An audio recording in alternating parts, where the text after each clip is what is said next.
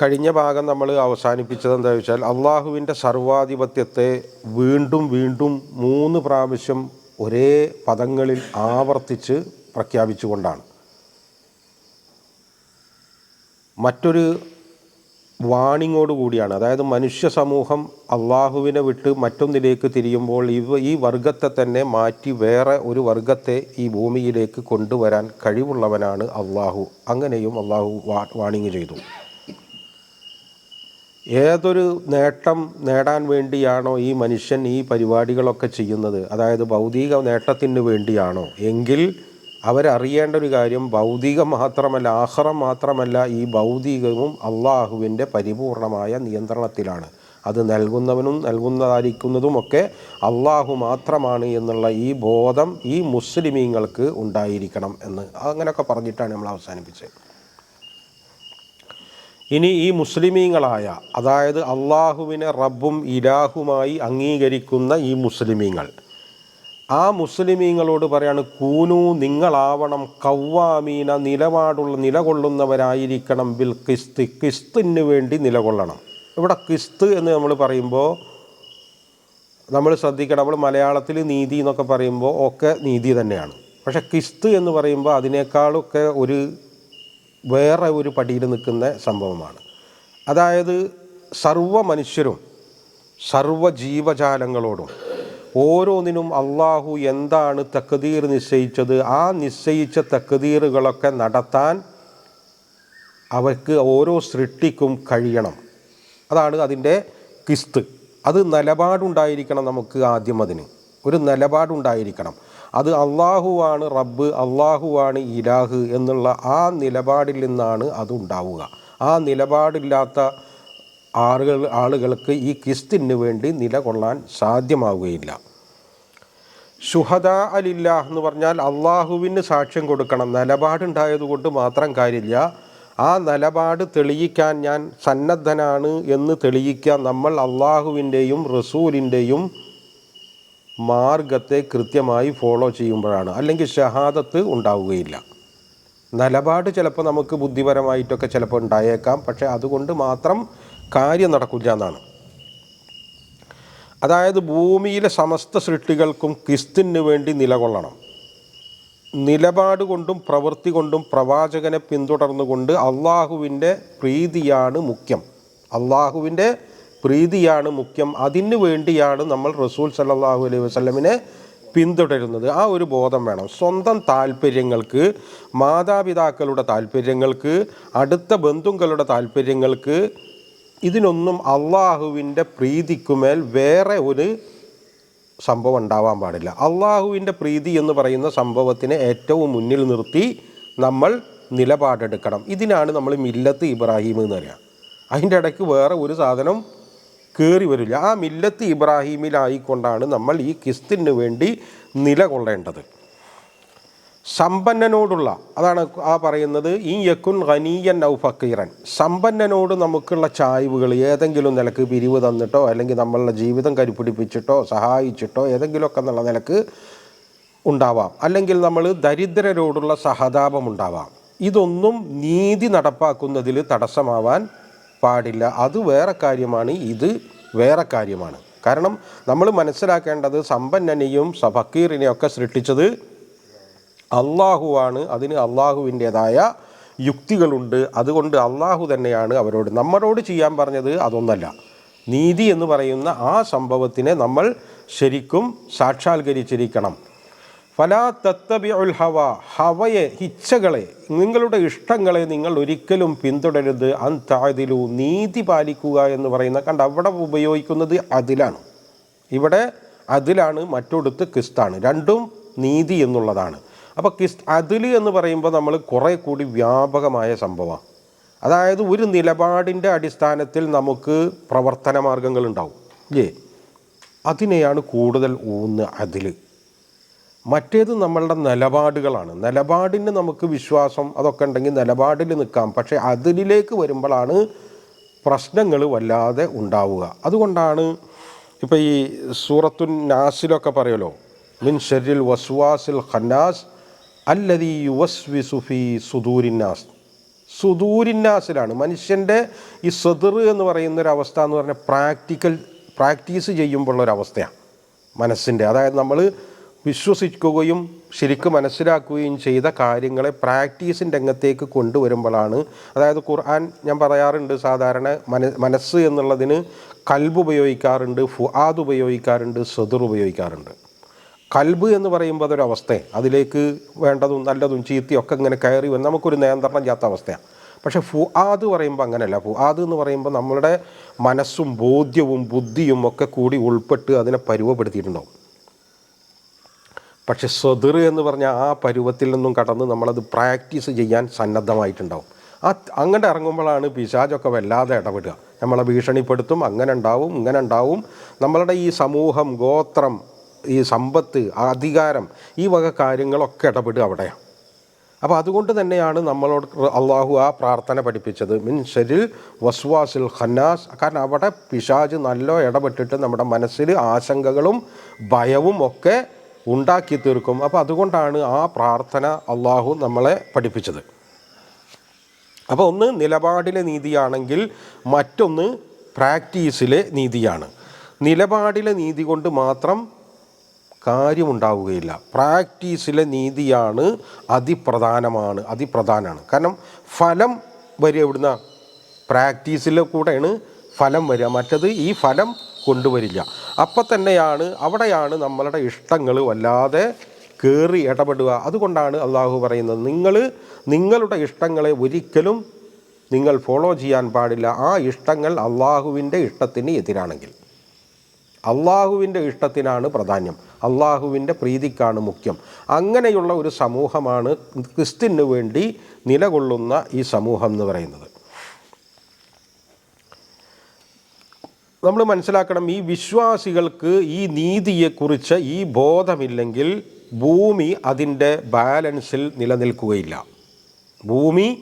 ഭൂമിക്ക് അതിൻ്റെ അള്ളാഹു കൊടുത്തൊരു ബാലൻസ് ഉണ്ട്, ഭൂമിക്കുമുണ്ട്, അതിൻ്റെ ഉപരിലോകത്തിനുമുണ്ട്. ആ ബാലൻസിൽ ഈ ഭൂമി നിലനിൽക്കണമെങ്കിൽ ഈ മുഅ്മിനീങ്ങൾ, ഒരു സമൂഹം, വിശ്വാസികളായ സമൂഹം ഈ ക്രിസ്ത്യനും അതിലിനും വേണ്ടി നിലനിൽക്കുക തന്നെ വേണം. അത് എവിടെയാണ് ഈ ഖുർആൻ പറയുന്നത്? അർള വളഅഹ ലിൽ അനാം, സൂറത്തുർ റഹ്മാനിൽ കാണാം. ഈ ഭൂമി എന്ന് പറയുന്നത് അതിലെ എല്ലാ സൃഷ്ടികൾക്കും അവകാശപ്പെട്ടതാണ്. എന്നാൽ ഈ അവകാശം ഓരോ സൃഷ്ടിക്കും ലഭിക്കുന്നുണ്ട് എന്ന് ഉറപ്പുവരുത്തേണ്ടതാരാ? മനുഷ്യനാണ്. കാരണം മനുഷ്യനാണ് ഭൂമിയിലെ അള്ളാഹുവിൻ്റെ ഖലീഫ. ഇന്നി ജാഇലുൻ ഫിൽ അർളി ഖലീഫ, നിങ്ങളെ ഞാൻ ഈ ഭൂമിയിലെ എൻ്റെ പ്രതിനിധിയാക്കുന്നുണ്ട്. അപ്പോൾ ആ പ്രാതിനിധ്യം വഹിച്ചുകൊണ്ട് എല്ലാ സൃഷ്ടികൾക്കും അതിൻ്റേതായ ക്രിസ്തു നീതിയുമൊക്കെ ഉറപ്പുവരുത്തേണ്ട ബാധ്യത ഈ മനുഷ്യനാണ്. മനുഷ്യൻ അവൻ്റെ ആ ചുമതല അള്ളാഹു കൊടുത്ത ആ ചുമതല ചെയ്തില്ലെങ്കിൽ ഭൂമി നാശപ്പെടും. അതുകൊണ്ട് സംസ്കൃതമായ ഒരു ഭൂമിയെയാണ് അള്ളാഹു മനുഷ്യനെ ഏൽപ്പിച്ചത്. എന്ത് താക്കീത് ചെയ്തിട്ടാ? വലാ തുഫ്സിദൂ ഫിൽ അർളി ബഅദ ഇസ്ലാഹിഹ. ഈ ഇസ്ലാഹ്, അതായത് സംസ്കരണം നടന്നു കഴിഞ്ഞ, കൃത്യമായി സംസ്കരിച്ച ഭൂമിയെ നിങ്ങൾ നാശപ്പെടുത്തരുത്. കാരണം ഈ ഭൂമിയിൽ വസിക്കുന്ന ഒരേ ഒരു സൃഷ്ടിക്ക് മാത്രമേ ഈ ഭൂമിയെ നാശാക്കാൻ പറ്റൂ. വേറെ ആർക്കും നാശാക്കാൻ പറ്റില്ല. വേറൊരു സൃഷ്ടിക്കും ആ പരിപാടി പറ്റില്ല. നന്നാക്കാനും പറ്റും, നാശാക്കാനും പറ്റും. അപ്പോൾ അതുകൊണ്ട് അങ്ങനെ ഒരു താക്കീതോടു കൂടിയാണ് അള്ളാഹു ഈ ഖലീഫയെ ഈ പരിപാടി ഏൽപ്പിച്ചത്. എന്നാൽ ഇന്ന് നമ്മൾ എത്തി നിൽക്കുന്നത് എവിടെയെന്ന് ചോദിച്ചാൽ, ധാർമ്മികമായും ഭൗതികമായും ഏത് നിലക്കും ഈ ഭൂമിയെ നശിപ്പിച്ചു. ഇന്നിപ്പോൾ നമുക്ക് ഭൂമിയുടെ പുറത്ത് താമസിക്കാനായിട്ട് നല്ലത് അകത്ത് പോയി താമസിക്കാന്ന് നല്ലതെന്ന് തോന്നുന്ന അവസ്ഥയിലാണിപ്പോൾ മനുഷ്യൻ ഉള്ളത്. കാരണം അത്രയും ഈ ഭൂമിയെ നശിപ്പിച്ചു. വഹറൽ ഫസാദു ഫിൽ ബർരി വൽ ബഹരി ബിമാ കസബത്ത് ഐദിന്നാസ്. മനുഷ്യൻ്റെ കരങ്ങളുടെ അവൻ ചെയ്തു കൂട്ടിയതിൻ്റെ പാപമായി ലഹറൽ ഫസാദു ഫിൽ ബരി, കടലിലും കരലിലും ഒക്കെ നാശം വ്യാപിച്ചിരിക്കുന്നു എന്ന് അള്ളാഹു തന്നെ പറയാം. എന്നാൽ നമുക്ക് തിരിച്ചു നടക്കാൻ ഇനിയും സമയമുണ്ട്. കാരണം ലോകം അവസാനിച്ചിട്ടില്ല. അതുകൊണ്ട് ഖുർആൻ സൂറത്തുർ റഹ്മാനിൽ പറയുന്നത് വസ്സമാഅ റഫഅഹ വവളഅൽ മീസാൻ. അതായത് ഈ ആകാശത്തെ ഉപരിലോകത്തെ ഉയർത്തി ഒക്കെ അള്ളാഹു സൃഷ്ടിച്ചിട്ടുണ്ട്. വള അൽ മീസാൻ, അതിലൊരു മീസാൻ ഉണ്ട്, അതൊരു ബാലൻസിങ് ഉണ്ട്, ഒരു സന്തുലിതത്വമുണ്ട്. അല്ലാ തത്ഗൗ ഫിൽ മീസാൻ, ആ സന്തുലിതത്വത്തെ നിങ്ങൾ തകർക്കരുത്, ആ മീസാനിനെ നിങ്ങൾ തകർക്കാൻ പാടില്ല. ഇപ്പോൾ ഈ അറബികളൊക്കെ നമ്മൾ ഈ അലൈൻമെൻറ്റൊക്കെ ചെയ്യില്ലേ, അതിന് മീസാനിയ എന്നാണ് പറയുക. അതായത് അതിൻ്റെ ബാലൻസിങ്. അഖീമുൽ വസ്ന ബിൽ ഖിസ്തി, ആ വസ്ന്, ആ മീസാനിനെ നിലനിർത്തിയിട്ടുള്ള ഖിസ്താണ്, ഖിസ്ത് കൊണ്ടാണ്. സകല സൃഷ്ടികൾക്കും നീതി കൊടുക്കുമ്പോൾ മാത്രമേ ആ മീസാൻ നിലനിൽക്കുകയുള്ളൂ, ആ ബാലൻസിങ് നിലനിൽക്കുകയുള്ളൂ. അത് എല്ലാ സൃഷ്ടികൾക്കും, ആണിനും പെണ്ണിനും ജീവജാലങ്ങൾക്കും പരിസ്ഥിതിക്കും പ്രകൃതിക്കും ഒക്കെ അതിൻ്റേതായ നീതി അവർക്ക് കിട്ടുമ്പോൾ മാത്രമേ ഈ മീസാൻ നിലനിൽക്കുകയുള്ളൂ. വലാ തുഖ്സിറുൽ മീസാൻ, ആ മീസാൻ നിങ്ങളായിട്ട് നഷ്ടപ്പെടുത്തരുത്. കാരണം നഷ്ടപ്പെടുത്താൻ നിങ്ങൾക്ക് മാത്രമേ പറ്റുകയുള്ളൂ, ആ അധികാരം ഈ ഒരു സൃഷ്ടിക്ക് മാത്രമേ ഉള്ളൂ.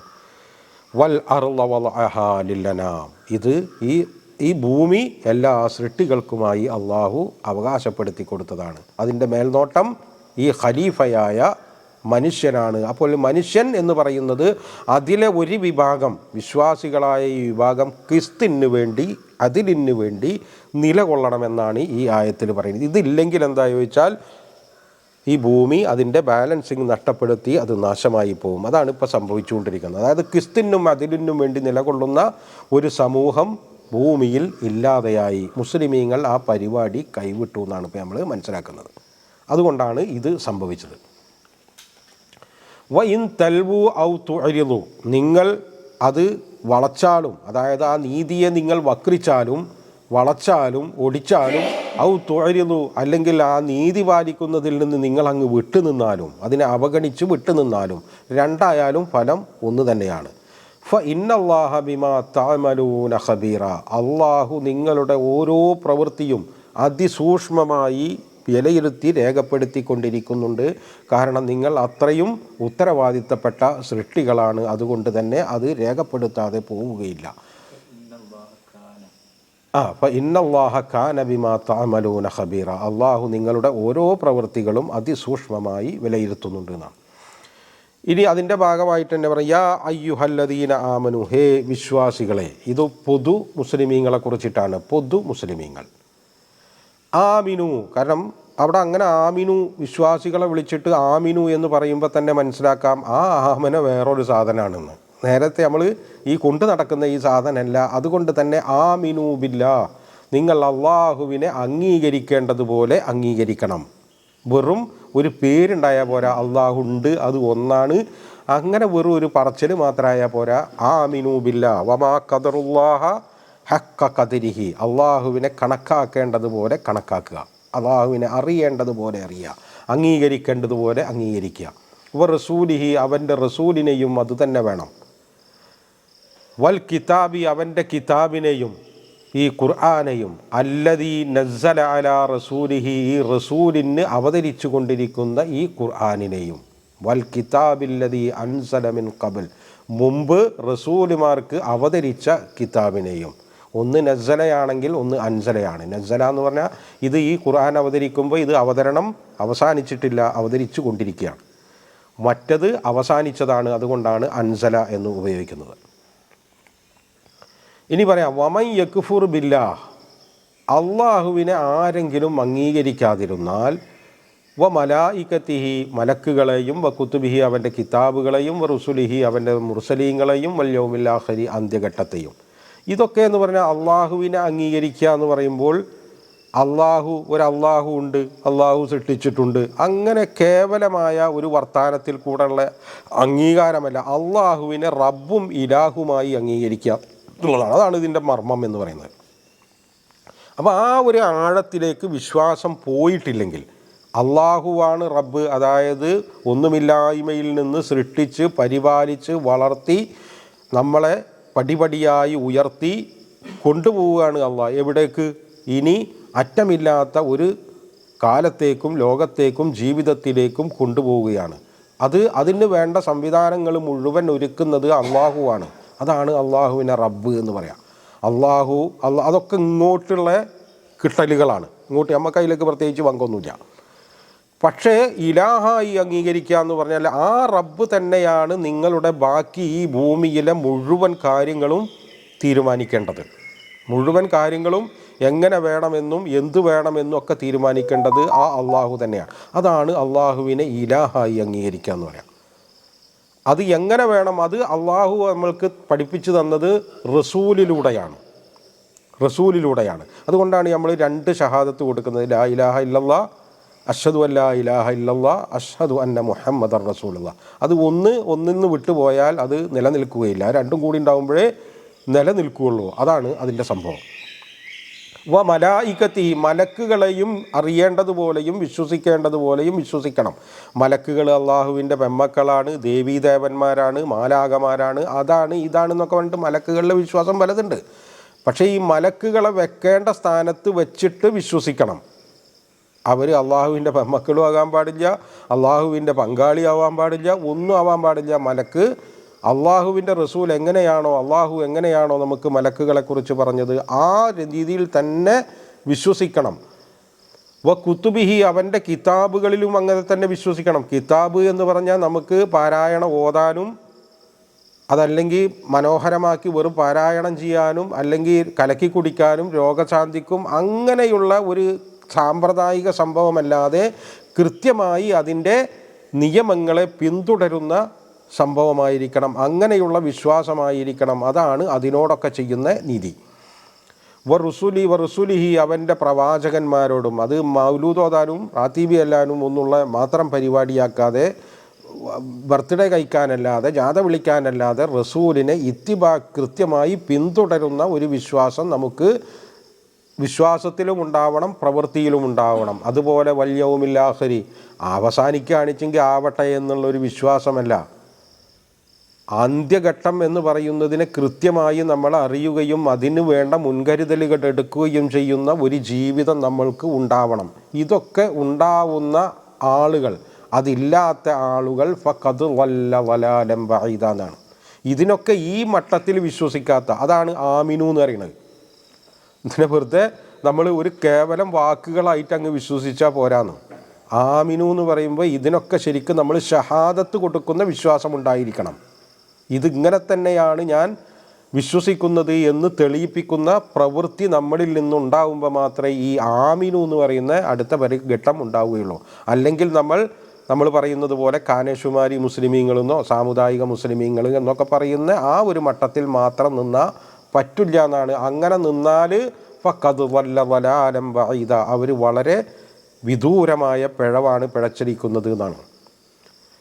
എന്നിട്ട് പറയാണ് ആ വിശ്വാസികളുടെ ഒരു സ്വഭാവം, ഇന്നല്ലദീന ആമനു, നിശ്ചയമായും ഈ വിശ്വാസികളുണ്ടല്ലോ അവരുടെ വിശ്വാസത്തിൻ്റെ ഒരു കഥ, സുമ്മ കഫറു, പിന്നെ അവരങ്ങ് കാഫിരീങ്ങളാവും. അതായത് വിശ്വസിപ്പം. ഇപ്പോൾ ഖുർആനിൽ തന്നെ അത് വേറെ ചിലത്ത് പറയുന്ന ഒരു സംഭവം എന്താ വെച്ചാൽ, കുല്ലമാ അളാ അലഹും മശൗ ഉണ്ടല്ലേ ഖുർആനിൽ, അൽ-ബഖറയിൽ. അതായത് ഒരു വെളിച്ചം കാണുമ്പോൾ അവരങ്ങ് അതിൽ കൂടെ കുറച്ചങ്ങ് നടക്കും. അതായത് ബുദ്ധിപരമായ ചില ബോധ്യങ്ങളൊക്കെ വരുമ്പോൾ അവരൊന്ന് വിശ്വാസികളാവും. പക്ഷേ പ്രവൃത്തിയിലേക്ക് വരുമ്പോൾ അതവർക്ക് താങ്ങാൻ പറ്റില്ല.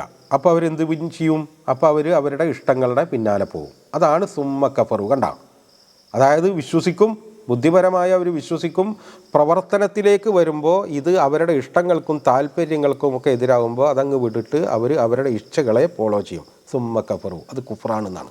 അത് കുഫ്റാണ്. അതിനൊക്കെ കുഫ്ർ എന്നാണ് ഈ ഖുർആൻ പറയുന്നത്. പിന്നെയും അവർ വിശ്വസിക്കും. പിന്നെ മുസ്ലിമീങ്ങൾക്ക് മുസ്ലിം സമൂഹത്തിലൊക്കെ നിൽക്കുമ്പോൾ വലിയ വിജയങ്ങളും കാര്യങ്ങളും ഒക്കെ ഉണ്ടാകുമ്പോൾ അതിൻ്റെ സൗകര്യങ്ങളൊക്കെ അങ്ങനെ അനുഭവിക്കുമ്പോൾ പിന്നെയും അവർ വിശ്വാസികളാകും. സുമ്മ കഫറു. പക്ഷേ ഇതിലിടക്ക് പ്രതിസന്ധിയും വരും. കാരണം ഇത് രണ്ടുകൊണ്ടും അള്ളാഹു മനുഷ്യരെ ഇങ്ങനെ പരീക്ഷിച്ചു കൊണ്ടേയിരിക്കും. അപ്പോൾ അവർ പിന്നെയും പഴയ പടിയിലേക്ക് സുമ്മ കഫറു. പക്ഷേ അങ്ങനെ ആകുമ്പോൾ എന്താ വെച്ചാൽ സുമ്മസ്ദാദു കുഫറൻ, പിന്നെ സിമൻ്റ് ഇട്ട പോലെ ആ കുഫറിൽ അങ്ങ് ഉറക്കും. അതാണ് ഖത്തമല്ലാഹു അലാ ഖുലൂബിഹിം. ഇത് അവർ അറിവില്ലാതെ സംഭവിക്കുന്നതല്ല, താല്പര്യങ്ങളുടെ പിറകെ പോകുന്നത് കൊണ്ട് മാത്രം സംഭവിക്കുന്ന കേസാണ്. അങ്ങനെ താല്പര്യങ്ങളുടെ പുറകെ പോകുമ്പോൾ അള്ളാഹു പിന്നെ അവരെ പരിഗണിക്കാണ്ടാവും. അള്ളാഹു പരിഗണിക്കുക ആരെയാണ്? ഇല്ലാ മൻ അത്തല്ലാഹു ബി ഖൽബിൻ സലീം. കൽബ്, മനസ്സ് എന്ന് പറയുന്നത് അള്ളാഹു പരിഗണിക്കുന്ന വലിയൊരു സംഭവമാണ്. സൂറത്തുൽ ബക്കറൊക്കെ നമ്മൾ പറയുമ്പോൾ അത് സവിശേഷം നമ്മൾ പറഞ്ഞിരുന്നു. കാരണം മനസ്സ് സലീമല്ലാത്ത, കൃത്യമല്ലാത്ത ഒരു വിശ്വാസവും അള്ളാഹു പരിഗണിക്കാൻ പോകുന്നില്ല എന്നുള്ളതാണ്. സുമ്മസ്ദാദു കുഫറൻ ലൻ യക്കുനില്ലാഹു, അള്ളാഹു ഒരിക്കലും ആവുകയില്ല എന്നുള്ളതാണ്. കാരണം അത് അള്ളാഹുവിൻ്റെ സുന്നത്തല്ലാണ്, അള്ളാഹുവിൻ്റെ രീതിയല്ല. അങ്ങനെയുള്ള ആളുകളെ എങ്ങനെയെങ്കിലും പിടിച്ചു വലിച്ചിട്ട് ഇസ്ലാമിലേക്ക് കൊണ്ടു നിർത്തുക എന്ന് പറയുന്നത് അള്ളാഹുവിൻ്റെ നടപടിയല്ല. ലി യഗ്ഫിറ ലഹും, അള്ളാഹു അവർക്ക് പുറത്തു കൊടുക്കുന്നവനാവുകയില്ല. വലാ ലി യഹ്ദിയഹും, എങ്ങനെയെങ്കിലും അവരെ ഹിദായത്തിലാക്കുക. സബീല, സിറാത്തുൽ മുസ്തഖീമിലേക്ക് വലിച്ചു കൊണ്ട് നിർത്തുക അള്ളാഹുവിൻ്റെ രീതിയല്ല. ആരും അങ്ങനെ വിചാരിച്ച് കുത്തിരിക്കണ്ട. നമ്മൾ ഈ മനസ്സും ഈ ശരീരവും നമ്മളുടെ ഇച്ഛകളൊക്കെ അള്ളാഹുവിന് പരിപൂർണമായി അങ്ങ് സമർപ്പിക്കാൻ സന്നദ്ധമാവുകയും അത് പ്രാക്ടീസ് ചെയ്യുകയും ചെയ്യുമ്പോൾ ഉണ്ടാകുന്ന വീഴ്ചകളുണ്ട്. ആ വീഴ്ചകളാണ് അള്ളാഹു പൊറുക്കുന്നൊക്കെ പറയുന്നത്. അതല്ലെങ്കിൽ പിന്നെ അയാൾക്കൊരു മാർഗ്ഗമുള്ളൂ, ആ നിലപാടൊക്കെ തിരുത്തി തൗബ ചെയ്ത് അള്ളാഹുവിലേക്ക് തിരിച്ചു നടക്കുക, വേറെ മാർഗമില്ല. ആ നിപ്പ് നിന്നുകൊണ്ട് അയാൾ പാപമോചനം തോടിയിട്ടൊന്നും ഒരു കാര്യവുമില്ലാതെ. എന്നിട്ട് പറയാം ഇവരെയാണ് ഈ മുനാഫിക്കുകൾ എന്ന് പറയുന്നത്. എന്തൊരു നേട്ടത്തിന് വേണ്ടിയാണോ അവർ ഈ മുനാഫിക്ക് ഈ അള്ളാഹുവിൻ്റെ ഈ വിശ്വാസത്തോട് കാപട്യം പുലർത്തുന്നത്, അത് ആ സുവാർത്ത, ആ നേട്ടം അവർക്കിതാ അള്ളാഹു വാഗ്ദാനം ചെയ്യാണ്. ബി അന്നലഹും അദാബൻ അലീമ, അവരെന്താണോ മോഹിക്കുന്നത് അത് അദാബും അലീം, വേദനകരമായ ശിക്ഷയാണ്, മറ്റൊന്നുമല്ലാന്ന്. അല്ലദീന യത്തഖിദൂന, ഈ കൂട്ടരെ, ഈ മുനാഫിക്കുകളെ തിരിച്ചറിയാനുള്ള ചില സംഭവങ്ങൾ അള്ളാഹു നമുക്ക് മുന്നിലിട്ട് തരികയാണ്.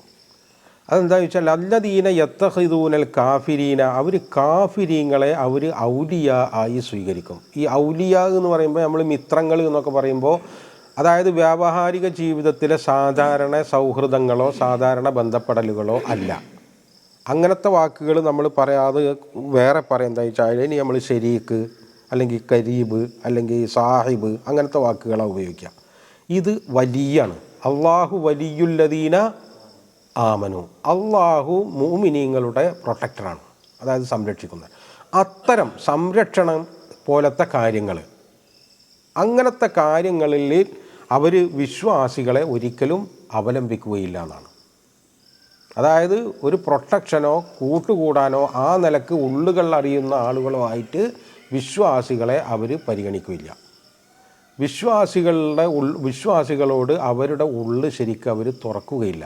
അത് തുറക്കുക അവരുടെ ആ കാഫിരീങ്ങളായ കൂട്ടാളികളോടാണ്. അതിപ്പോൾ നമുക്ക് ശരിക്ക് കാണാം. അപ്പോൾ മൂസാ നബി അലൈഹി സ്വലാമിൻ്റെ സമൂഹത്തിൽ കാറൂൻ അങ്ങനെയാണ്. മൂസാ നബിയുടെ ആളാണ്, പക്ഷേ അവർ വേറൊരു സ്ഥലത്താണ്. കാരണം എന്താ ചോദിച്ചാൽ ഈ മൂസാ നബിയുടെ കൂടെ നിന്നിട്ട് ഈ പരലോകത്തിൻ്റെ വർത്താനം എന്ന് പറഞ്ഞിട്ട് അതൊന്നും അവർക്ക് മതിയാവില്ല. അപ്പം നമ്മളുടെ സമൂഹത്തിലും അങ്ങനെ ധാരാളം ആളുകളുണ്ട്. ഈ മുസ്ലിമായി നിൽക്കുക, ഈ മുസ്ലിമായിട്ട് ഇങ്ങനെ നിന്നിട്ട് മറ്റു മുസ്ലിമീങ്ങളെ വിട്ട് ഇപ്പോൾ ഖാന്മാർ, കുട്ടിമാർ ഒക്കെ നമ്മൾ കേൾക്കണില്ലേ? ധാരാളമുണ്ട്. ഈ മുസ്ലിമീങ്ങളുടെ ആളുകളായിട്ട് ഈ പേരിലാണ് അവർ ഈ സ്ഥാനങ്ങൾ നേടിയെടുക്കുന്നത്. ഈ പേരില്ലെങ്കിൽ അവർക്ക് ആ സ്ഥാനം കിട്ടില്ല. പക്ഷേ അവരുടെ സൗഹൃദങ്ങൾ, അവരുടെ ആത്മബന്ധങ്ങൾ മുഴുവൻ വേറെ സ്ഥലത്താണ്. അങ്ങനത്തെ ആളുകൾ അവർ പേരിലൊക്കെ ഇതാണ്. അപ്പോൾ അങ്ങനത്തെ ആളുകൾ, അതാണ് വലിയാക്കുക എന്ന് പറയാം. അല്ലാതെ സാധാരണ സൗഹൃദങ്ങളോ സാധാരണ ബന്ധങ്ങളോ ഒന്നല്ല. ഇതൊക്കെ സഹാബാക്കളുടെ ഇടയിലും റസൂലിൻ്റെ ഇടയിലൊക്കെ ധാരാളം ഉണ്ടായിരുന്നു. യഹൂദന്മാരായിട്ട് നല്ല ബന്ധങ്ങൾ. റസൂൽ വഫാത്താവുമ്പോൾ തന്നെ യഹൂദനായിട്ട് സാമ്പത്തിക ബന്ധങ്ങൾ വരെ ഉണ്ട്. അപ്പോൾ ആ വിഷയമല്ല ഈ പറയുന്നത്. ഈ വിഷയം വേറെ ഒരു വിഷയമാണ്. അപ്പോൾ ഔലിയാക്ക് എന്ന് പറഞ്ഞാൽ ആത്മമിത്രം എന്നൊക്കെ പറയുമ്പോൾ നമ്മൾ ആരെ സുഹൃത്താക്കാൻ പാടില്ല, അങ്ങനെയൊന്നല്ല. ആ വിഷയമല്ല ഈ സംസാരിക്കുന്നത്. മിൻ ദൂനിൽ മുഅ്മിനീൻ, ഇത് മുഅ്മിനീങ്ങളെ ഒഴിവാക്കിക്കൊണ്ട് ഉള്ള വിഷയമാണ്. അതിപ്പോൾ നമ്മൾക്ക് കാണാം. ഇപ്പോൾ സാഹിത്യരംഗത്ത്, കലാരംഗത്ത് ഒക്കെ അങ്ങനത്തെ ആ സംഭവങ്ങളുണ്ട്. കാരണം അവരുടെ കൂടെ നിൽക്കുമ്പോഴേ ആ ഒരു സംഭവം അവർക്ക് കിട്ടുള്ളൂ. ഇവിടെ എന്താ വെച്ചാൽ ഇവിടെ ഇപ്പുറത്ത് വന്നാൽ എന്താ, നിസ്കാരത്തിനെ കൊഞ്ചിട്ട്, അതായത് 5 നേരം മനുഷ്യനെ കിടങ്ങറാക്കുന്ന ഒരു നമസ്കാരം, ഭക്ഷണം ഉണ്ടെങ്കിൽ പട്ടിണി എടുക്കണ നോമ്പ്, അവനാൻ്റെ കാശ് മറ്റുള്ളവർക്ക് കൊണ്ടു കൊടുക്കുന്ന സക്കാത്ത്, ഒരു കാര്യമില്ലാതെ ലക്ഷക്കണക്കിന് കൊടുക്കുന്ന ഹജ്ജ്, ഈ വക കാര്യങ്ങളെയൊക്കെ കുറിച്ചുള്ള ചർച്ച അല്ലാതെ ഇവിടെ എന്താ? അപ്പുറത്ത് പോയിട്ടുണ്ടെങ്കിൽ അതൊന്നല്ല, അതിനൊക്കെ അപ്പുറമുള്ള കാര്യങ്ങളാണ്. അതിനാണ് അവർ വില കൊടുക്കുന്നത്. അതായത് ഭൗതികതയ്ക്ക് വില കൊടുക്കുമ്പോൾ ഇപ്പുറത്തൊരു വിലയില്ല. പണ്ട് തബ്ലീഗുകാരെ സമ്മേളനത്തിന് പോയി കുഞ്ഞബ്ദുള്ള പറഞ്ഞില്ലേ, 3 ദിവസം അവിടെ ഞാൻ കൂടിയിട്ട് ഭൂമിയിൽ ഒരു കാര്യം അവർ ചർച്ച ചെയ്തില്ലാന്ന്. അവർ വെറും പരലോകത്തെ കാര്യം ചർച്ച ചെയ്തെന്ന് എന്നതുപോലെ ഇത് ഭൗതികത ഇഷ്ടപ്പെടുന്ന ആളുകൾക്ക് ഇതൊന്നും ഇഷ്ടപ്പെടില്ല. അപ്പോൾ അവർക്ക് അവരുടെ ആ ഒരു സംഭവമൊക്കെ നടക്കുന്നത് അപ്പുറത്താണ്. അപ്പോൾ അതുകൊണ്ട് തന്നെ ഇവരിനൊരു വില വെക്കില്ല. ഇവർ എന്ന് പറയുന്നത് ഒരു 6-ാം നൂറ്റാണ്ടുകാർ, അങ്ങനത്തെ ഒരാളുകൾ, ഒരു സംസ്കാരമില്ലാത്തവർ, ഒരു ശാസ്ത്രബോധമില്ലാത്തവർ, അങ്ങനെയാണ് ഇവർ വിലയിരുത്തുക. അങ്ങനെ വിലയിരുത്തുക. പക്ഷേ നമ്മളുടെ അടുത്തൊക്കെ വരുമ്പോൾ അവർ ഒരു അഭിനയം കാഴ്ച വെക്കുമെന്നല്ലാതെ അവരുടെ ഉള്ളുകൊണ്ട് ഒരിക്കലും ഈ മൂമിനീങ്ങളെ അവർ വലിയാക്കി സ്വീകരിക്കുകയില്ല. അതൊക്കെ നമ്മളുടെ സമൂഹത്തിലേക്ക് ഇപ്പോൾ നമ്മൾ നോക്കിയാൽ തന്നെ കാണുന്ന ഒരു സംഭവമാണ്. അപ്പോൾ അതന്നെയാണ് അവരുടെ ലക്ഷണം, അത് തന്നെയാണ് എന്നാണ് ആ മുനാഫിക്കുകളുടെ. അവർ യബ്തഗൂന ഇൻദഹുമുൽ ഇസ്സ, ഈ ഇസ്സത്ത് അവർ ഇവരുടെ അടുത്ത് തേടുകയാണോ ചെയ്യുന്നത് എന്ന്. അപ്പോൾ അവർ ഇസ്സത്തിനെ കുറിച്ച് എന്താ മനസ്സിലാക്കിയത്?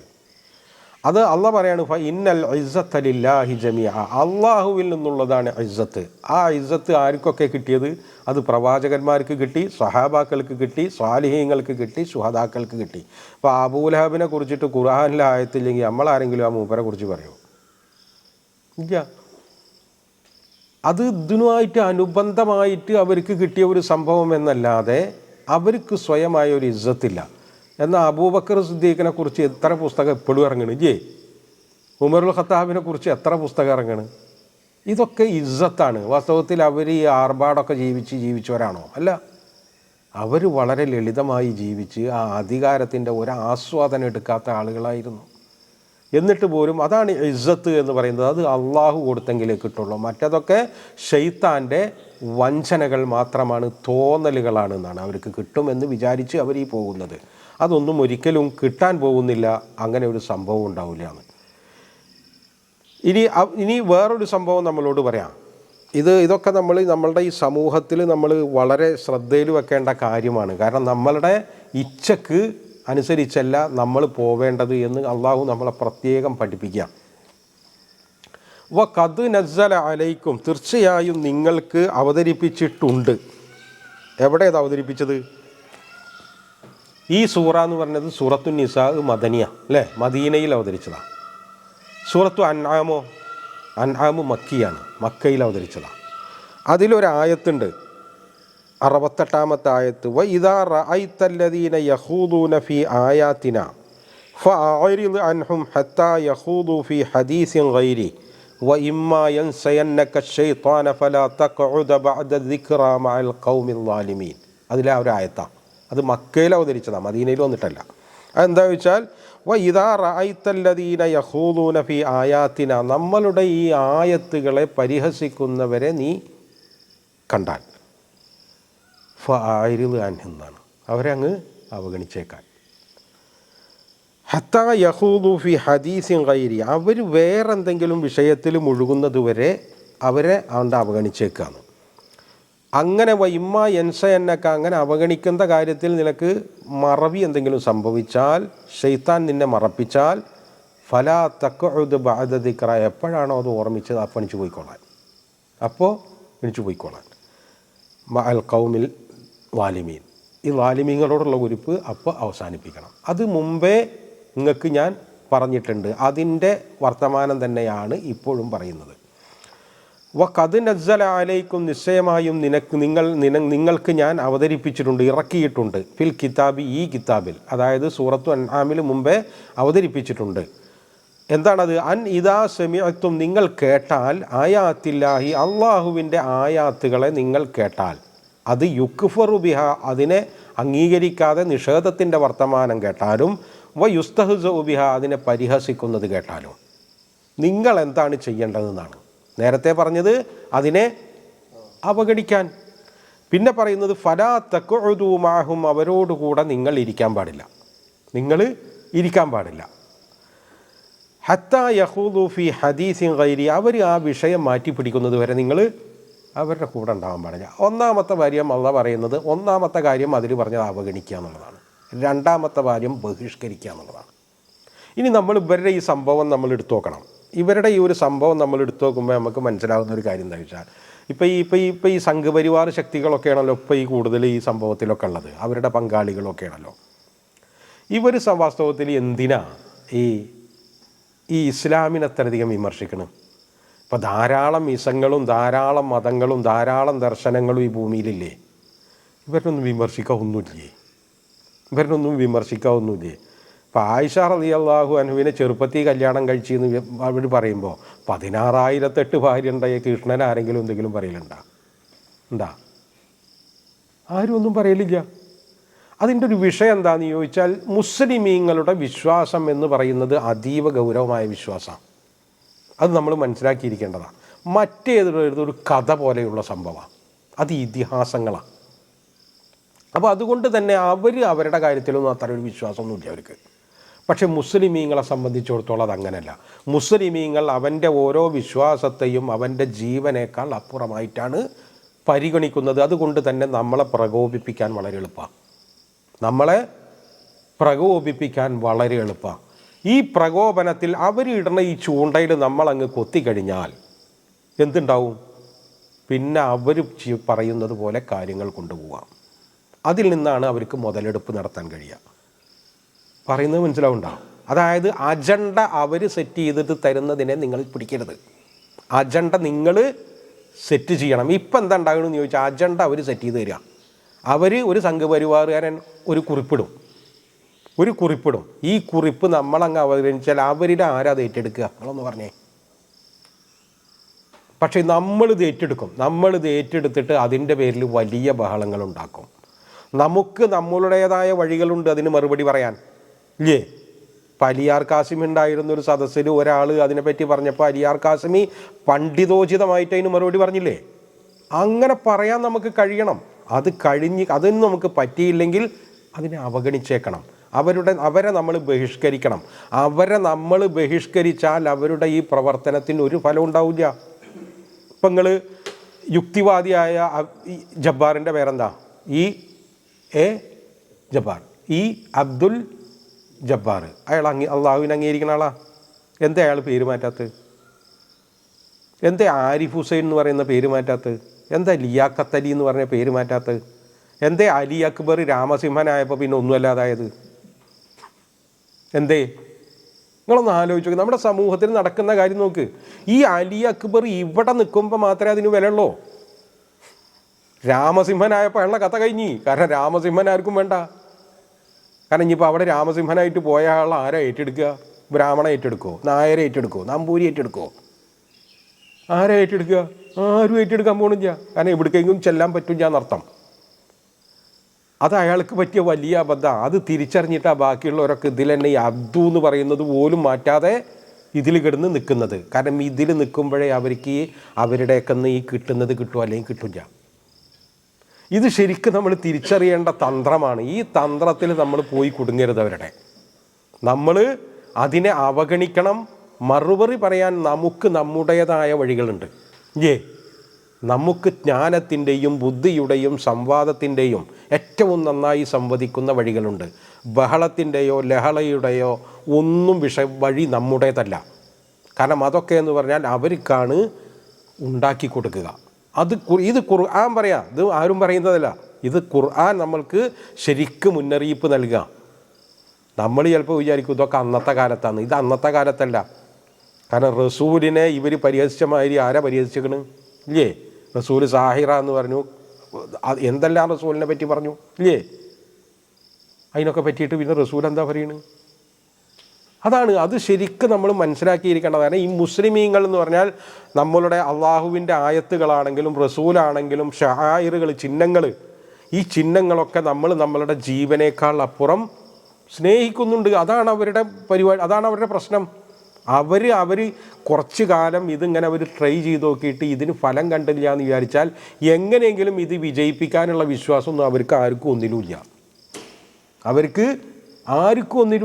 ഇപ്പോൾ ഫലസ്തീനിലെ ഈ ഹമാസുകാർ പിടിച്ചിരിക്കണമാതിരി പിടിച്ചിരിക്കാൻ ഏതെങ്കിലും കൂട്ടർക്ക് കഴിയോ?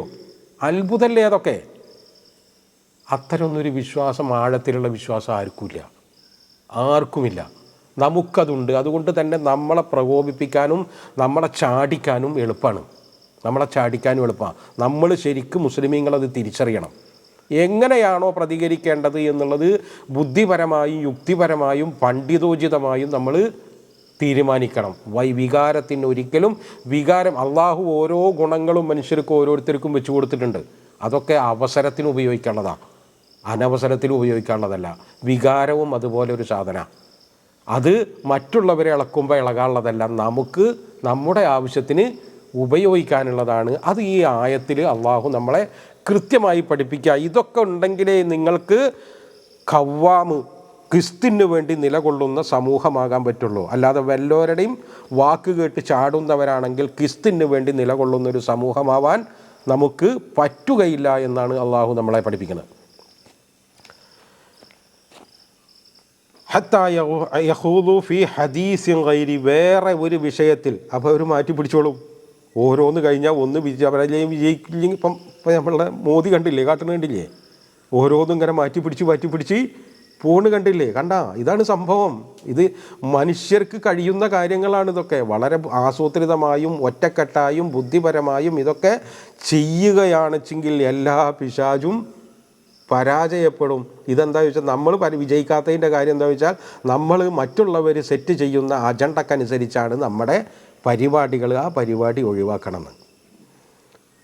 ഇന്നക്കും ഇതം മിസ്ലുഹും. ഇനി അതൊക്കെ കേട്ടിട്ട് നമ്മൾ വലിയ മതസഹിഷ്ണുതക്കാരാണ്, നമ്മൾ വലിയ പുരോഗതിക്കാരാണ്, നമ്മൾ ശാസ്ത്രത്തിൻ്റെ ആളുകളാണെന്നൊക്കെ പറഞ്ഞിട്ട് അവരുടെ കൂടെ ഇരുന്നിട്ട് അതിനെ ബഹിഷ്കരിക്കാതെ അതിലിരുന്നിട്ട് അതൊക്കെ തലയാട്ടി കേട്ടു പോരുന്നവരാണെച്ചെങ്കിൽ നിങ്ങൾ ഇനി ഏത് പേരിൽ അറിയപ്പെട്ടാലും ഇതം മിസ്ലുഹും, നിങ്ങൾ അവരെ പോലെ കാഫറാണെന്നാണ്.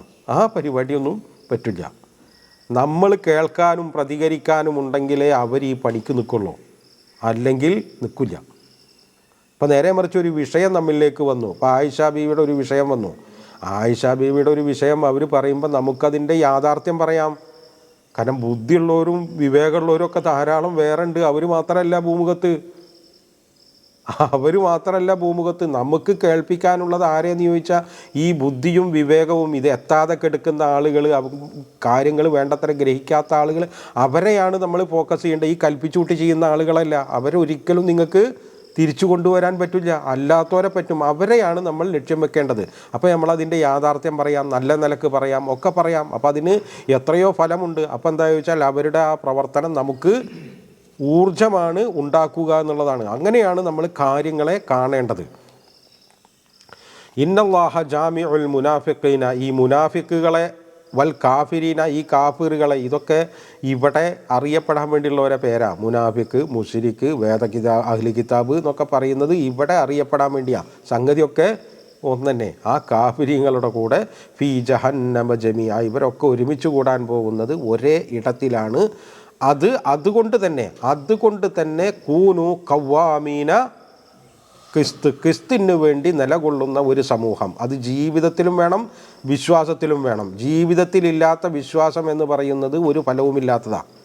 വിശ്വാസമില്ലാത്ത ഈ ജീവിതം എന്ന് പറയുന്നത് അതിനിപ്പോൾ എത്ര നീതിപൂർവ്വമാണെങ്കിലും അതിന് അള്ളാഹുവിൻ്റെ അടുക്കൽ വാല്യൂ ഇല്ല. രണ്ടും കൂടി ആവുമ്പോൾ മാത്രമേ ഈ സംഭവം ഉണ്ടാവുകയുള്ളൂ. അതാണ് അഷ്ഹദു അല്ലാ ഇലാഹ ഇല്ലല്ലാഹ് വ അഷ്ഹദു അന്ന മുഹമ്മദർ റസൂലുള്ളാഹ്. ഇത് രണ്ടും കൂടി ആവുമ്പോഴാണ് ഈ ഖവ്വാമീൻ, ഈ ക്രിസ്തിന് വേണ്ടി നിലകൊള്ളുന്ന ഈ സമൂഹം ഉണ്ടാവുക. അത് ഉണ്ടാക്കിയെടുക്കാൻ അള്ളാഹു നമുക്ക് തൗഫീഖ് നൽകട്ടെ.